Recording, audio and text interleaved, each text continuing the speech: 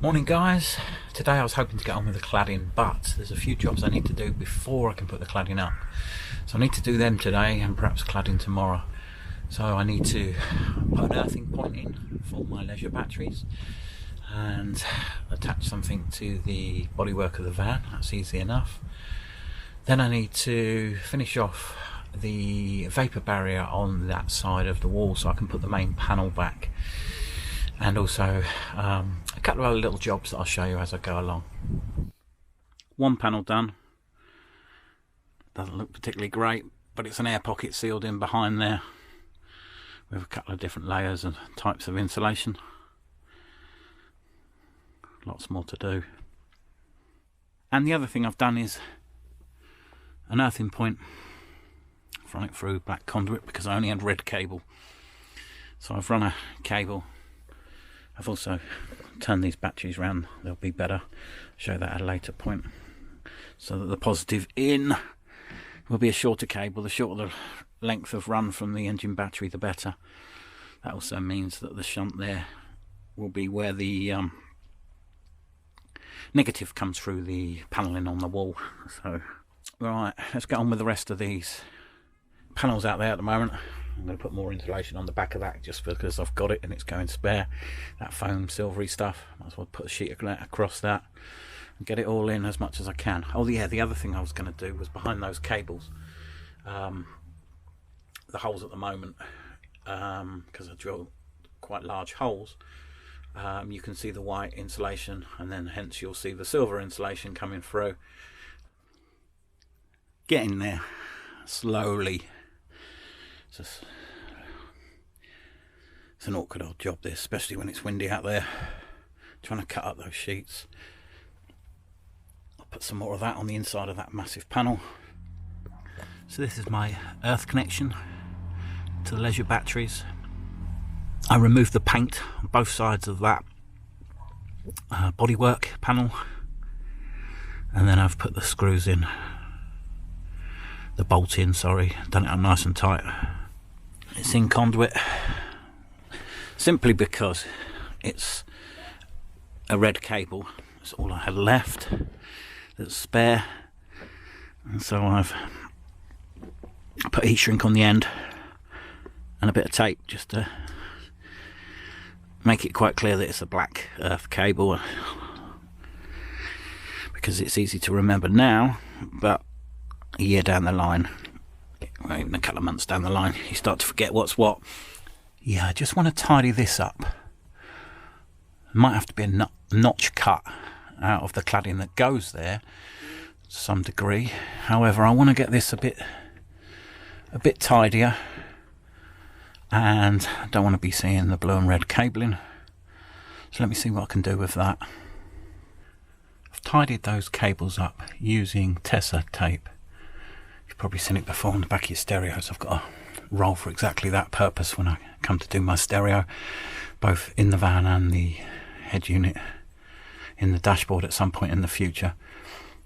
All I've done is use the silver foil tape just to tape those cables to the outer foil. They don't go in and out of it. It tends to be quite sticky, that silver foil tape, especially to other silver foil, so that's ideal for keeping that from trailing down. And there are some cable ties there. They'll be hidden by the first tongue and groove cladding that will come down, and that's my markers. That's the first one, comes to there and comes down, so they are just hidden. So it's this bit here that's kind of visible, only a tiny little bit when the board's back in, but I think that'll look quite nice and hardly noticeable. Okay, so that's the tape I'm on about.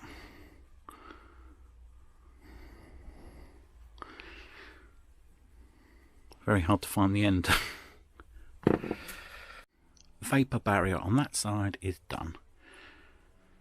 It's not going to be IP68, 69 rating, I'm afraid. It's got cables coming through it. Tape around that. But generally it works to keep the air in a pocket.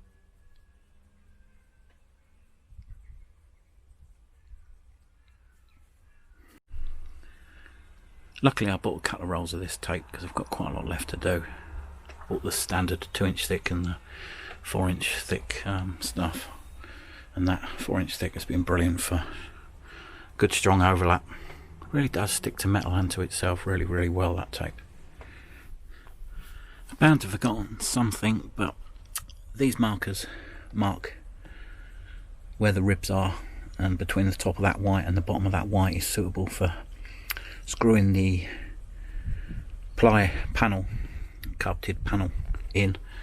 I've got a marker up there as well which shows the line for lower down. Now there's 2 markers down here, and over there you can see the white tape as well, marking those places. Okay, I've used that anthracite carpet behind there, so where the holes, where you see it coming out of the holes, well, that would be in a cupboard. I just want to have it neat. It's just an offcut of the carpet I had. And in case anybody's wondering about my connection on this particular cable, I'm just using this as a pull through because it was quite short. It's actually going to have a fuse box up in on the panel this side, so I haven't put any ends on that cable just yet, and this is just linked together, so it's easy to thread through, because I've got to put the panel, which is there, back in a moment, and it's quite awkward to do. I don't want to bend that very bottom bit down there, because it started to bend before and I go to crack, so I don't want to break it down there. You see the hole right in the centre of the screen now. I've got thread wires through there as well, so before it slots into place, and then I can screw it into place. However, remember this section, and I've got carpet on order. I've got some of this black carpet on order. Hopefully it's the same shade. That black mark signifies where the ply carpeted panel that's in anthracite comes to, so I need to cover this section.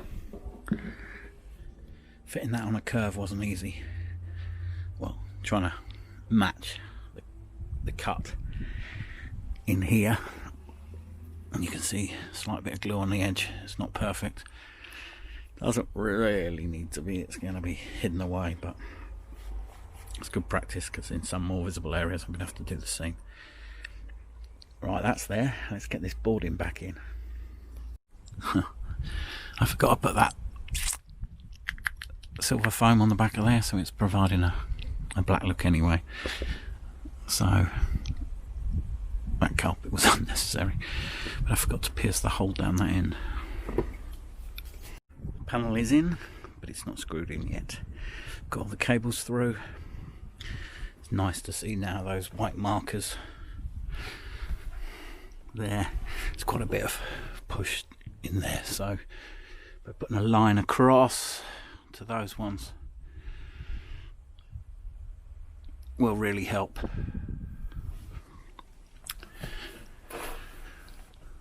Just using these clips to hold up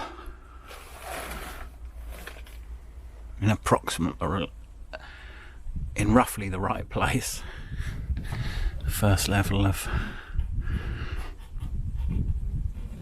cladding, and I need to make sure that it's not too sharp an angle to be able to get the second piece into it.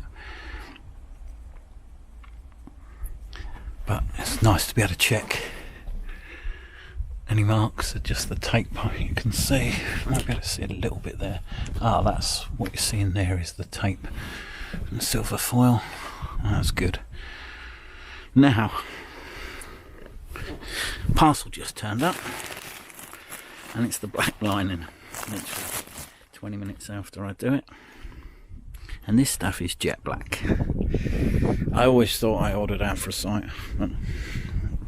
previous couple of times, and I think I was right. It just came from 2 different companies. So that's anthracite from one company, that's anthracite from another company, and this is literally jet black with no different coloured fibres in it whatsoever. But it'll have to do. The carpet's my mistake. I have worked in a carpet shop for a little while and should know best about ordering all your carpets to start with from the same roll, so you get a good colour match. But anyway, it's not critical in this case. No, it's more in a house where you go from one room directly into another and it's different colour. The panel is in, screws in.